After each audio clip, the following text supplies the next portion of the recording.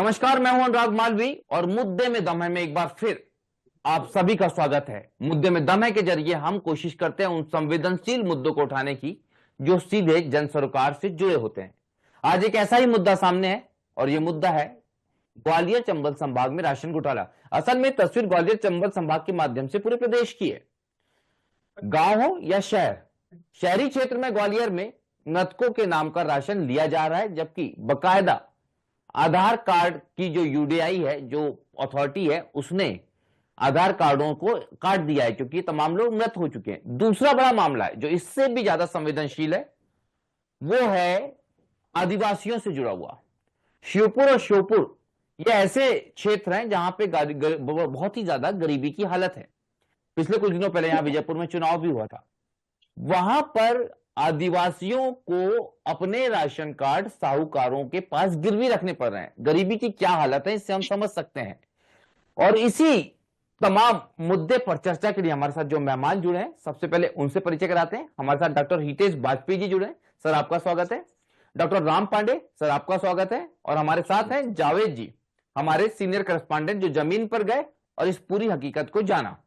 जावेद जी, सबसे पहले हम आपसे ही जानना चाहेंगे कि क्या स्थिति है आदिवासियों की जो उनको साहूकारों को गिरवी रखना पड़ रहा है राशन कार्ड, और इसका उद्देश्य क्या है? मतलब साहूकारों को क्या फायदा होगा इससे? ये दोनों चीजें समझना बहुत जरूरी है। सबसे पहले यही समझाइए जावेद जी।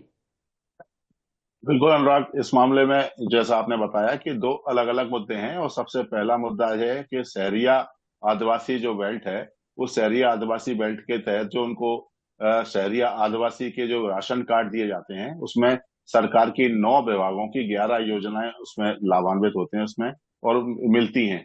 लेकिन सवाल यह है कि शहरी आदिवासियों के नाम पर जो केंद्र और राज्य सरकार की बहुत सारी योजनाएं हैं, लेकिन उन योजनाओं का जमीनी हकीकत पर लाभ नहीं मिल पा रहा है। इसी जो हमारी रिपोर्ट है उसमें मामला यही है कि जो शहरी आदिवासी हैं उसमें ग्वालियर चंबल संभाग के श्योपुर, मुरैना और शिवपुरी सहित ग्वालियर के घाटी गांव और बड़ी क्षेत्र के मामले हैं, जहां पर ऐसे शहरी आदिवासी जो कि स्पेशल ट्राइब में आते हैं, उस स्पेशल ट्राइब को जो कार्ड दिया जाता है, उनको अपनी छोटी छोटी जरूरतों के लिए ऐसे मामले सामने आए हैं कि जिसमें कि उनको अगर किसी उनके बेटी बहू या किसी के कोई छोटी सी बीमारी हो गई, खुजली की दवाई के लिए चाहिए, तो उनको पैसे लेने की जरूरत पड़ती है या अपनी अन्य आवश्यकताओं की पूर्ति के लिए आना पड़ता है या शहर में किसी अस्पताल में इलाज के लिए आना पड़ता है, तो वो साहूकारों के पास जाते हैं और राशन कार्ड को जो कि उनको मिला हुआ है। बस जावेद जी, एक छोटी सी बात और समझूंगा इसी में, क्योंकि आपने बोला है तो एक छोटा सवाल और है, उसके बाद मेहमानों के पास पहुंचेंगे। ये तो मैं समझ गया कि उनके पास में आर्थिक स्थिति ऐसी है कि छोटी सी बीमारी का इलाज भी वो नहीं करवा पा रहे, पर जो राशन कार्ड साहूकार के पास रखा है, साहूकार उसका किस तरह उपयोग करते हैं? साहूकार के पास जब राशन कार्ड आ जाता है तो जो उनकी शासन की योजना के तहत उनको जो 35 किलो हर बार अनाज मिलता है, दाल चावल शक्कर और जो राशन से संबंधित चीजें मिलती हैं, उस पे अंगूठा उसका लगवाया जाता है। और जब तक कि उनकी जो साहूकार से जो रकम उधार ली गई है उसको गिरवी के बतौर रखा जाता है, राशन कार्ड गिरवी रखा जाता है, और जो पैसा मिलता है और जो उसकी लाभ की योजनाओं का जो पैसा आता है वो जब तक वसूल लेता है साहूकार, तब तक उसका राशन कार्ड उनके पास जमा रहता है। ऐसी छोटी छोटी जरूरतें हैं, उसमें कोई बहुत बड़ी जरूरतें नहीं है। 1000, 2000, 5000 रुपए के लिए वो राशन कार्ड गिरवी रख देते हैं, क्योंकि उनके पास कोई और साधन नहीं है, कोई ऐसा जमीन जायदाद नहीं है जिसको वो गिरवी रख सकें। तो राशन कार्ड एक शासन की योजना का एक बड़ा कार्ड माना जाता है और उसके तहत वो उसको गिरवी रख रहे हैं। और ऐसे मामले एक नहीं है, दर्जन मामले हैं पूरे ग्वालियर चंबल संभाग में। ठीक है जावेद जी, मतलब दो चीजें बहुत स्पष्ट है इसमें कि राशन कार्डों का भी दुरुपयोग हो रहा है और आदिवासियों की स्थिति भी बहुत बेहतर नहीं है। डॉक्टर साहब के पास चलते हैं, डॉक्टर हितेश वाजपेयी जी की तरफ। सर, इतनी सारी योजनाएं जिसकी चमक दमक जो है हम खूब देखते हैं, उसके बाद भी आदिवासियों की हालत ऐसी कि एक छोटी सी बीमारी के इलाज के लिए राशन कार्ड जो है वो गिरवी रखा साहूकार के पास। और दूसरी बड़ी बात यह कि उस राशन कार्ड का भी दुरुपयोग करने में सक्षम है साहूकार। पूरे सिस्टम पर ही सवाल खड़ा करता है सर ये तो पूरा मामला। डॉक्टर वाजपेयी, देखिए, मैंने जावेद जी को सुना और उन्होंने कहा ऐसे दर्जनों मामले हैं। तो मामलों की संख्या चाहे खैर कितनी भी हो, वो महत्वपूर्ण नहीं। एक भी मामला है तो ये मामला कोई बहुत अच्छा मामला नहीं है। क्योंकि शासन बहुत मजबूती से इनके साथ योजनाओं के माध्यम से खड़ा है। और ये बात सही है कि इनको जो अनाज दिया जाता है स्कीम्स में, वो अनाज पूर्णतः निःशुल्क अनाज होता है।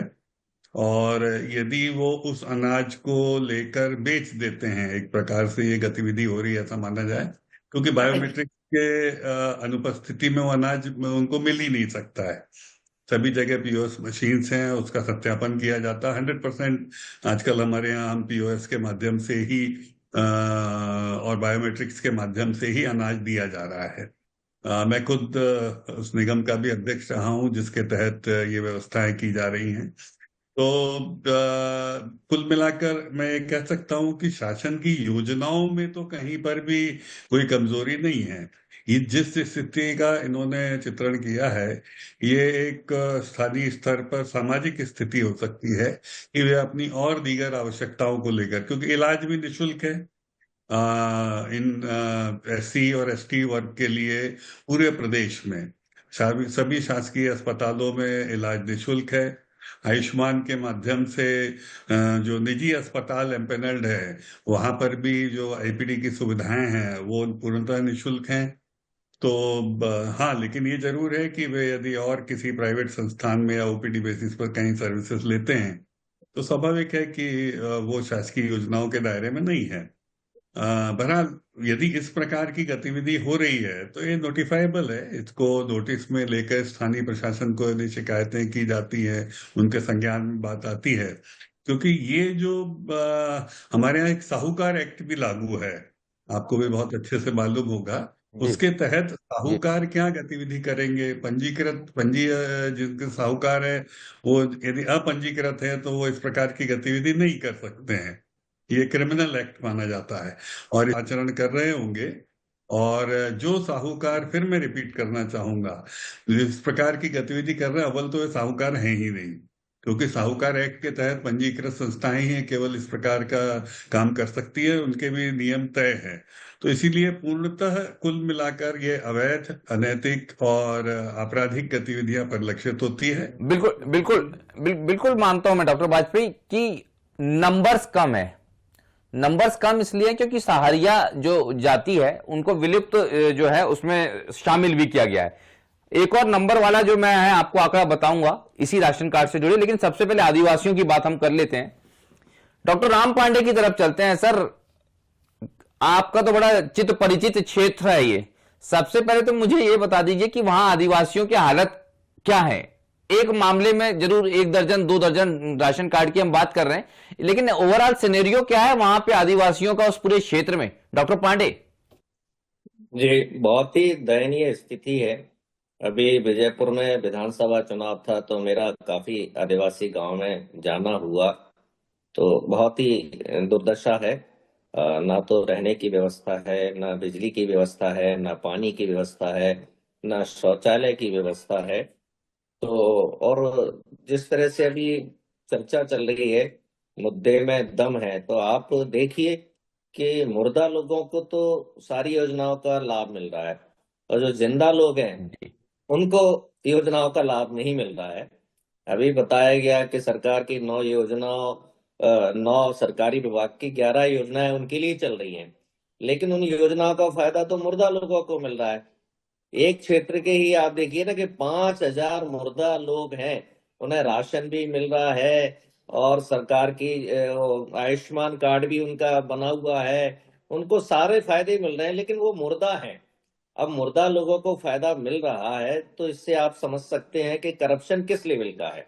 अभी बीजेपी प्रवक्ता जी ने सर, कहा कि पहले बायोमेट्रिक मैं डॉक्टर राम पांडे आपसे बस पहले ये जानना चाह रहा था कि जो आदिवासी हैं, क्योंकि मैं भी निकला विजयपुर चुनाव के दौरान, तो मैं उस क्षेत्र से निकला तो मैं वास्तव में अचरज में था कि कुपोषण जैसे हालात भी वहां मैंने देखे हैं। मैंने लकड़ियां जलाते हुए मैं गया था, जावेद जी को भी बड़े याद होगा, वो लोग लकड़ियां जला रहे थे और किस तरह से अपना भोजन बना रहे थे। मैं देख के अचरज में था कि ये मध्य प्रदेश और ये हिंदुस्तान में आज भी ऐसा हो सकता है। आखिर वहां ऐसी तस्वीर क्यों? इतनी सारी योजनाएं हैं, केंद्र की, प्रदेश की तमाम योजनाएं, क्या वहां पहुंच ही नहीं पा रही हैं?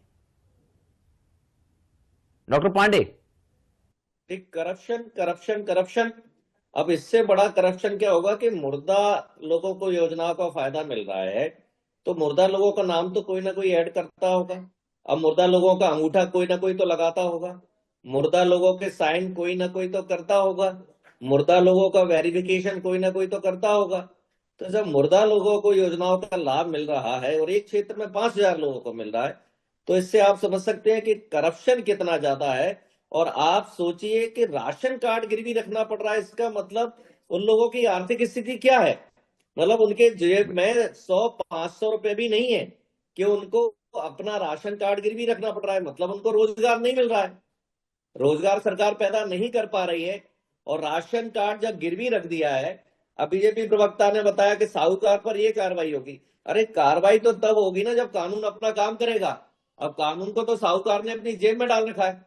अब जो सौरभ शर्मा का केस हम देख ही रहे हैं ना, सौरभ शर्मा के साथ में 3-4 मंत्री गिरफ्तार होने चाहिए थे, 3-4 कमिश्नर गिरफ्तार जल्दी होना चाहिए थे, जल्दी लेकिन किसी पर गिरफ्तार हो कार्रवाई नहीं जी हुई है।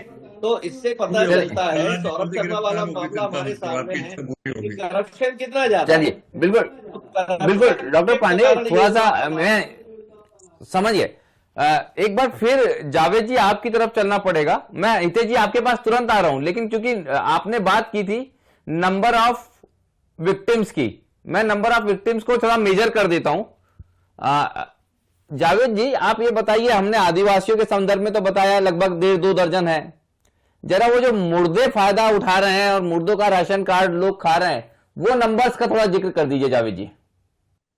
जी बिल्कुल, ये ग्वालियर चंबल संभाग की बात नहीं है। मैं आपको बताऊं कि जो आधार का अपडेशन हुआ, यूडीआईडी अपडेट किए गए राशन कार्ड में, तो पूरे मध्य प्रदेश में 3,19,000 जो हितग्राही थे, जो राशन ले रहे थे, उनको अपात्र घोषित किया गया और वो इस लायक नहीं पाए गए कि उनको राशन कार्ड की पात्रता हो।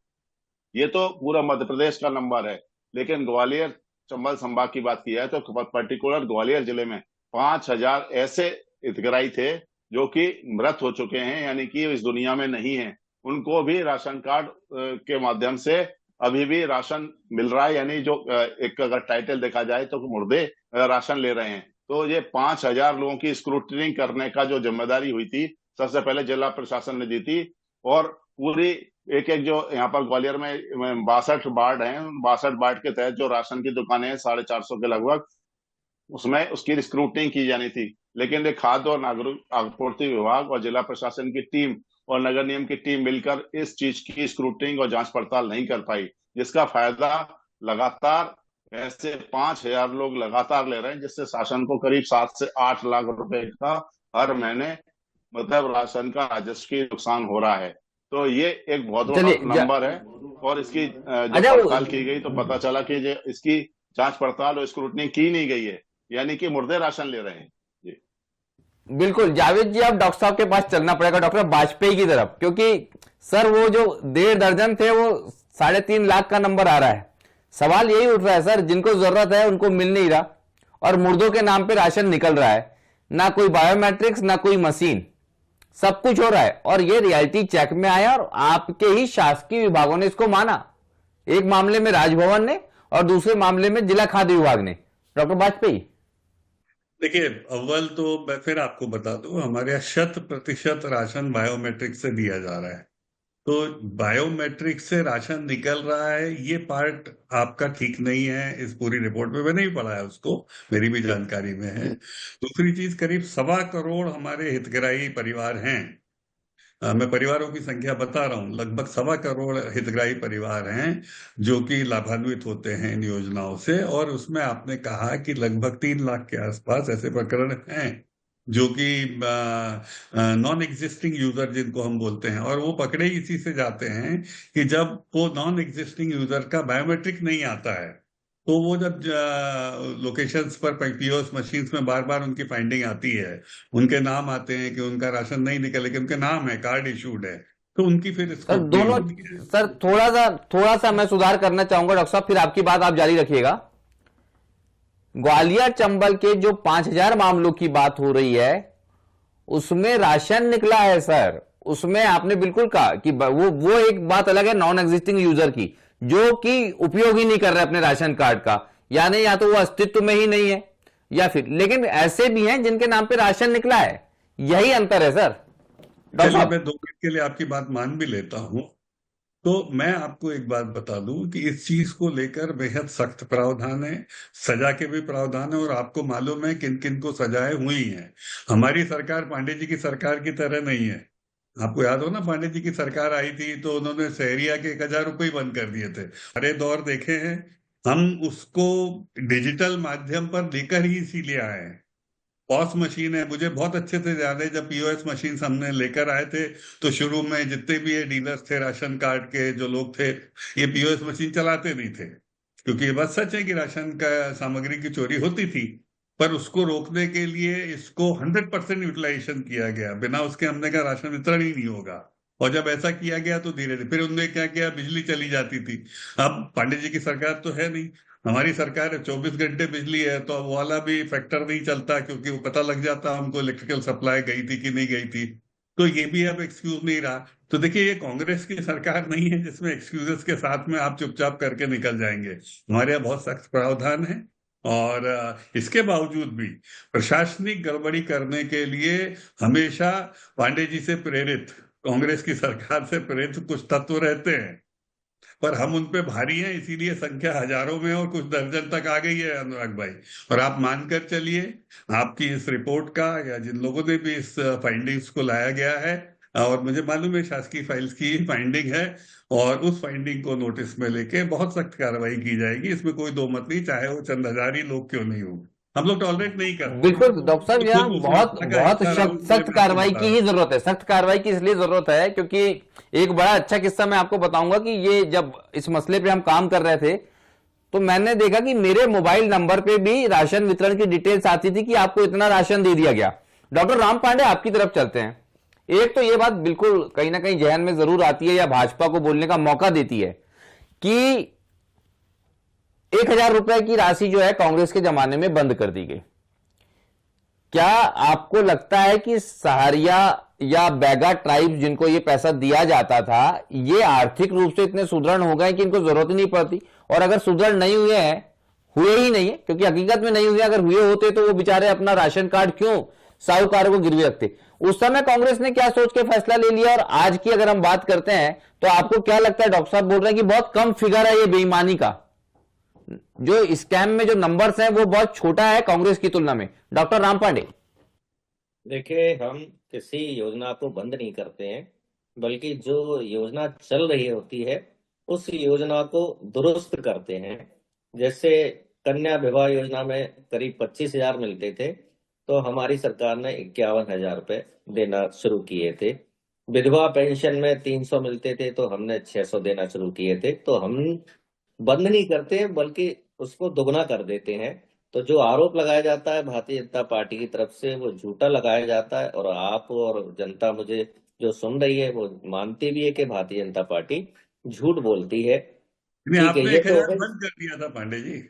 जी। अब मैं बोल तो रहा हूं ना कि जनता नहीं, को आपने पता है। झूठ कैसे बोल रहे? आप सीधा बैठ के मुझे बोल रहे झूठ बोल रहा 15 हूं। लाख आ गए क्या आपके अकाउंट में? आपके अकाउंट में 15 लाख आ गए? नहीं अनुराग आना भाई, तो आप झूठ एक बोलते हो बार आप। आप बता दो 1,000 सर, कैसे बोलते हो ना। सर मैं ये आप झूठ बोलते हो ना। डॉक्टर पांडे, एक्चुअली ना 15 लाख मैं आपके अकाउंट चाहता में हूं आए कि तो आप हम झूठ बोलते मुद्दे हो। से ना भटके, क्योंकि हमने मुद्दे में दम ही रखा। अगर हमारे मुद्दे में दम नहीं होगा तब भटकने की जरूरत पड़ेगी। ये बड़ा संवेदनशील मुद्दा है डॉक्टर पांडे। मैं ये जानना चाहता कि क्या वाकई में आदिवासी इतना सुदृढ़ हुआ है, और क्या भ्रष्टाचार में कमी आई है?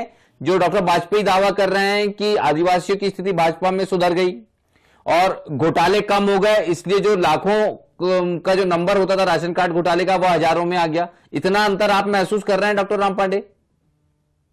देखिए, एक छोटा सा सिपाही 1,000 करोड़ से ज्यादा की संपत्ति बना लेता है। इससे आप करप्शन समझ सकते हैं कि करप्शन कितना है।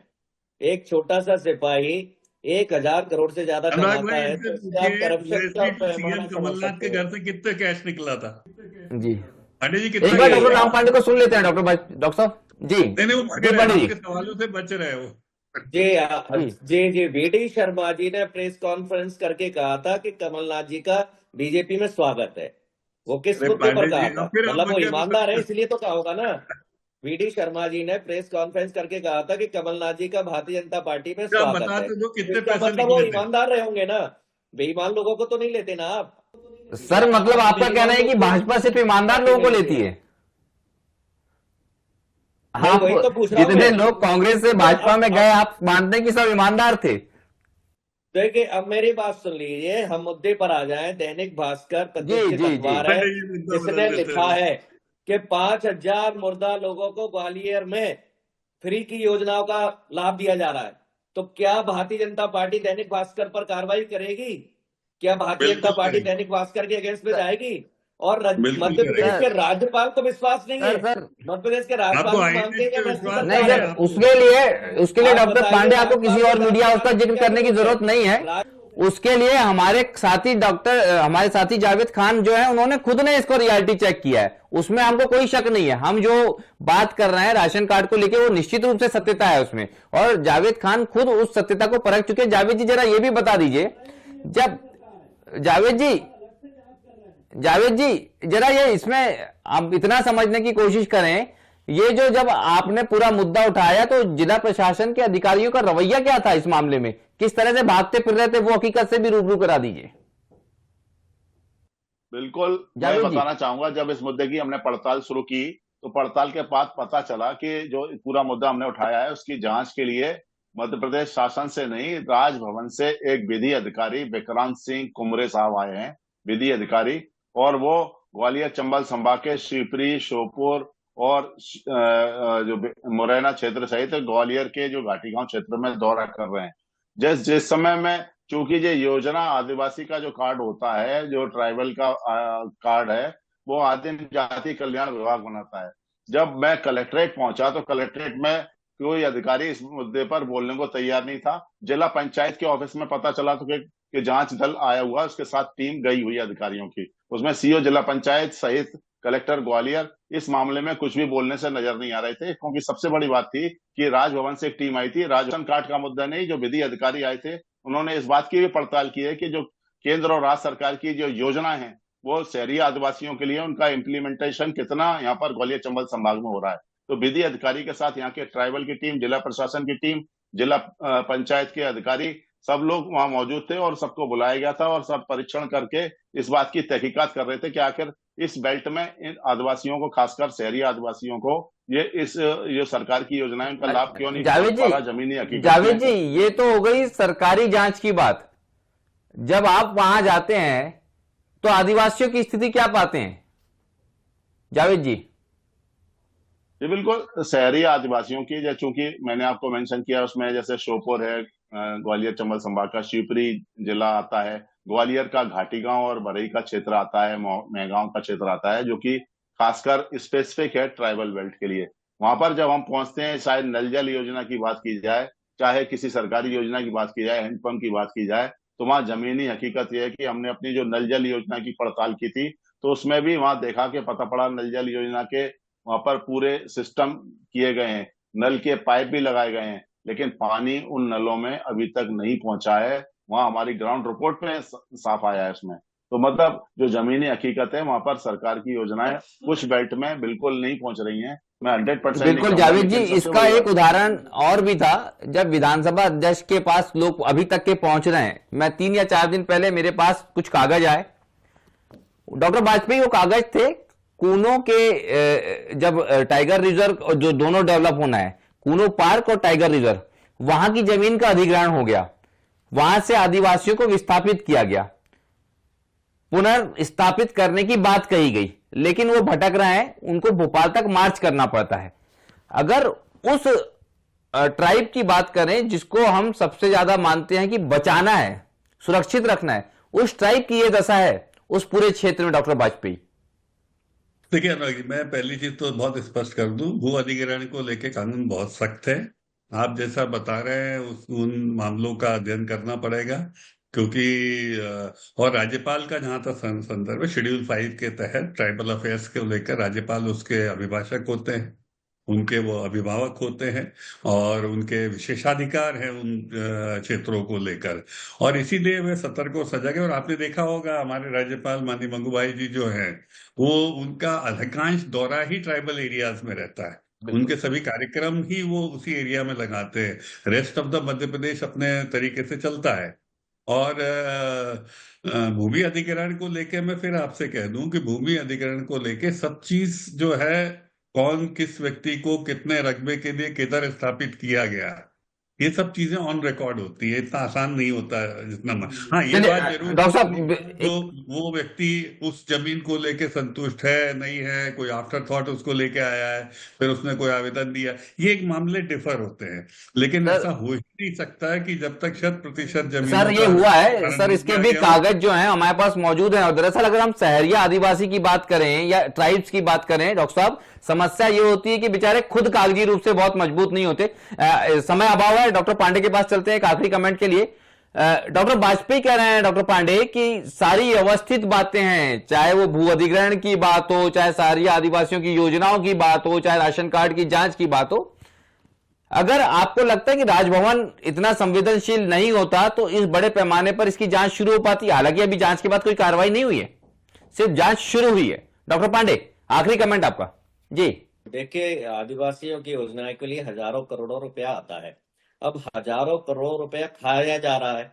अब जितनी भी जांच होगी तो जो पैसा खाया गया था उसका बंटवारा होगा, जांच में किसी की गिरफ्तारी नहीं होगी। के सामने देखिए, किस आप पर गोलियां हर बार बरसाएंगी? डिस्कस अब कर रहे कुछ भी हैं बोलेंगे क्या आपके अनुराग जी, कार्यक्रम में आए ना? जी जी, ऐसे देखिए नहीं बिल्कुल, करना। अगर हम बात करें तो तथ्यात्मक करें डॉक्टर पांडे, ये तो कहीं संज्ञान में ऐसा आया नहीं हालांकि, लेकिन सवाल इस व्यवस्था पर जरूर उठता है कि एक तरफ मुर्दों के नाम का राशन निकाला जा रहा है, बकायदा इसे स्वीकार भी किया जा रहा है शासकीय रिपोर्ट्स में, और दूसरी तरफ एक शासकीय रिपोर्ट्स में यह भी स्वीकार किया जा रहा है कि जो आदिवासी हैं, सहरिया आदिवासी जो विलुप्त होती प्रजाति है, उनके राशन कार्ड मजबूर होकर आदिवासी साहूकारों को गिरवी रख रहे हैं। तो हकीकत बता रही है कि सिस्टम में किस तरह की बेदर्दी आ गई है कि एक आदिवासी को अपने इलाज के लिए राशन कार्ड देना पड़ रहा है, और कितना असंवेदनशील हो गया है कि मुर्दों के नाम का राशन व्यापारी खा रहे हैं। लेकिन इन दोनों मामलों में अच्छी बात यह है कि सरकार ने जांच शुरू कर दी है। उम्मीद है कि जांच के बाद दोषियों को सजा भी उतनी ही कठोर होगी जितना असंवेदनशीलता के साथ एक घोटाला किया गया है। आज मुद्दे में हमें इतना ही। हम देते हैं अपने मेहमानों का धन्यवाद। हमारे साथ डॉक्टर हितेश वाजपेयी जुड़े, आपका धन्यवाद। डॉक्टर राम पांडे और साथ में जावेद जी, आप सभी साथियों का धन्यवाद। मुझे दीजिए इजाजत, नमस्कार।